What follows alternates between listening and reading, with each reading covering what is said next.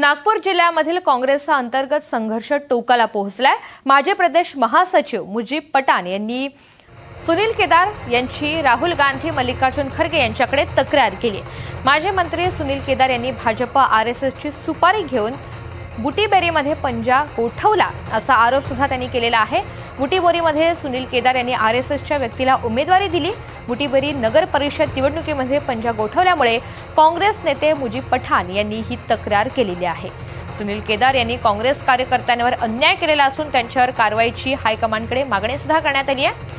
तर बुटीबोरी निवडणुकीमध्ये पंजा गायब झाला आहे, त्यामुळे नगराध्यक्ष पदासाठी काँग्रेसचे 4 उमेदवार असताना सुद्धा एकालाही एबी फॉर्म देण्यात आला नाही असा दावा सुद्धा त्यांनी केला आहे।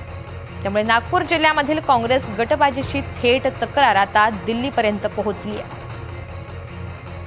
तर नागपूर जिल्ह्यामधील काँग्रेसचा अंतर्गत संघर्ष हा टोकाला पोहोचल्याचं एकंदरीत चित्र आहे, कारण माजी प्रदेश महासचिव मुजीब पठाण यांनी थेट सुनील केदार यांची तक्रार केलेली आहे राहुल गांधी आणि मल्लिकार्जुन खरगे यांच्याकडे।